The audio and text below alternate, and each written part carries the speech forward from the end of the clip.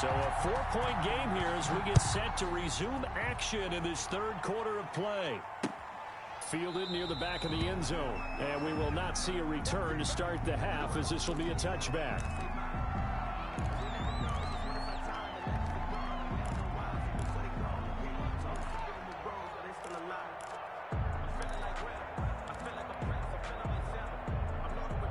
The Bucs offense set to begin their next possession. They're down here, but very much in this game. What's the tonality of a coach's talk when a game is within striking distance like this at intermission? Typically, what they're doing is emphasizing the things that went well in the first half and wanting more of that. Sure, you've got to go over some of the errors and clean up some things because there's a reason you're down. But overall, I think they want to stay positive, stay up with this team. We're just starting the second half, and we've got the football. Let's go ahead and punch it in, and then we'll take it from there. See how that recipe works. And they work this well upfield across the 45. That one, a gain of 20 and a first down. Sometimes it's hard to believe, but there are times this game is about patience, isn't it? Has had the game he expected, but that run there, that may get him going. I was just going to say, maybe that gives him a little juice because you're right, he struggled, especially in that first half. Yeah, and I know the great ones always think to themselves, just hang in there. I'm just one big carry away from busting this open. That's a good start for him. Well, Charles, let's step aside different topic here for a second. Unfortunately, the NFL lost a legend earlier in this first month of the 2020 season. Hall of Fame running back Gale Sayers passed away at 77. And Sayers, the youngest man ever inducted to the Pro Football Hall of Fame, was just 34 years of age when he got that honor back in 1977. And a big reason why? He had to retire early. He only played 7 years in the NFL. But what a run before injuries really cut his career short. In fact, he played the equivalent of 4 full seasons out of those 7 that he played because of injuries. That's caught inside the 20. And they'll wind up getting this one all the way down inside the 20. 36 yards on the play. So the ball down to the 16 here for 1st and 10. Brady gives this one off to Jones. After the broken tackle, couldn't get free for much space. Taken down right at the 10. He'll get a nice chunk there on the first down run, and it's 2nd and 4. Brings up 2nd and 4. They fake the handoff. Now Brady. This is caught. And he'll be brought down right on the edge of the goal line at about the 1-yard line. Brady to Evans that time. First down, Tampa. And they've got 3 tight ends here on 1st and goal to add some extra mass. They'll try to punch it in with Fournette. And he's in. Touchdown, Buccaneers. Punching it in from a yard away. And the Bucs are going to retake the lead. People always talk about one of his biggest strengths, running the football, vision, and he found the spot there, went into the end zone. You're exactly right about that. It wasn't just the vision, right? Once he saw the gap, decisiveness, made up his mind, and about the power to finish the play. Not only did he get good blocking, he created his own space as well.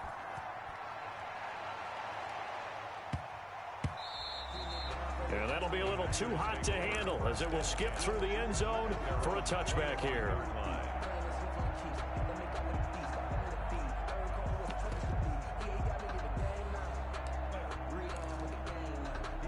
About set to get this drive started, the Green Bay offense at the line. They trail offense, first time to touch the ball in quarter 3, and we'll see what they can do. And I can't wait to see. Into a double team, and it's intercepted. Carlton Davis picks it.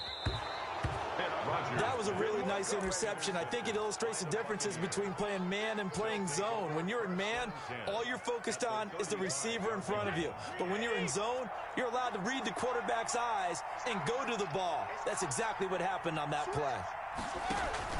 They'll try and get the running game going to Jones. And a short gain down to about the 33. He's taken down. Oh, that's a real nice job there by the defensive front. They just engaged and held their ground. But how about the guy who made the play? We often talk about whether they take a good first step or not. Many times you just don't take any step. Just get your feet moving, get your body going. And then once he made the read, he was able to make the play. And he's got this down almost to the 20 before he's dropped. 12 yards there and a first down. Well, you certainly have to give a little credit here because they're playing this game now at their pace.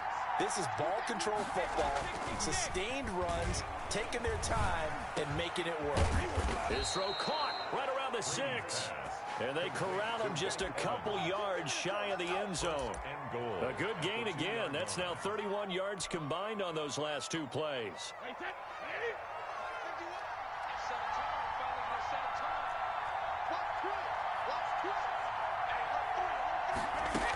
They'll try and run it with McCoy. And he'll take it into the end zone. Touchdown, Tampa Bay. Taking it in from 2 yards out as the Buccaneers tack on to their lead. A strong, determined run there, Charles, to get in for 6 points. This is why it's such a team game, isn't it? And I know it sounds really generic and it sounds almost trite, but the blocks were made up front, offensive line, collective victory at the line of scrimmage and downfield. And how about the finish to the run all the way into the end zone?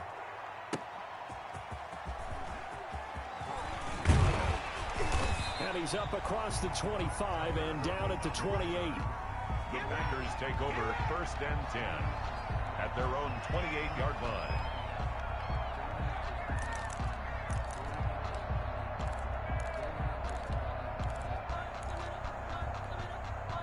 The Packer offense ready to get their next drive underway. They're down now 24-14. Work to do as they come up on a 1st and 10. And that's going to be incomplete. Well, CD, we are 3 weeks into the NFL season, so curious to get maybe your biggest surprise so far. Would it be the Bears at 3-0? Yeah, I think that's a great candidate for that big surprise team. I think you're right about that, partner, because, look, Green Bay, are we overly shocked? Seattle, overly shocked? No and no.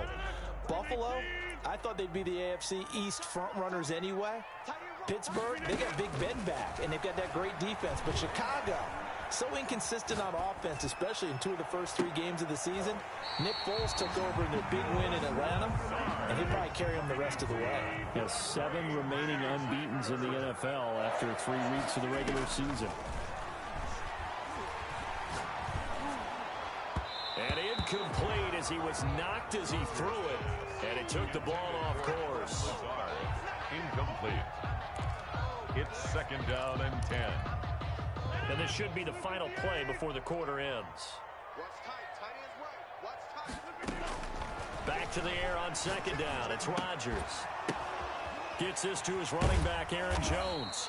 He's going to be out of bounds on what's going to wind up being the final play of quarter number 3. Back now at Lambeau. It's the Packers who have the football, but in need of points as we begin quarter number 4.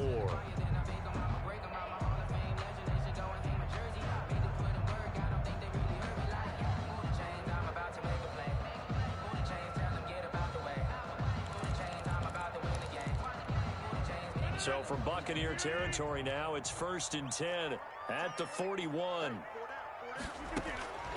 Rodgers again now. And Jones has it over the middle. 3 yards the gain there, 2nd down. That 1st down completion only netted him 3. 2nd and 7. At the Buccaneers' 38-yard line. Off the play fake to Jones. Here's Rodgers.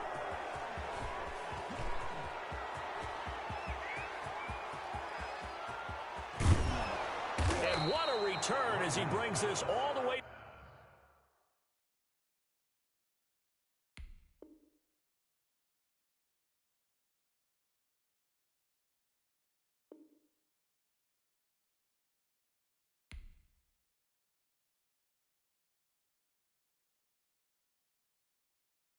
Kick it and go, kick it and go. With a stiff arm, spin move, and zone, go.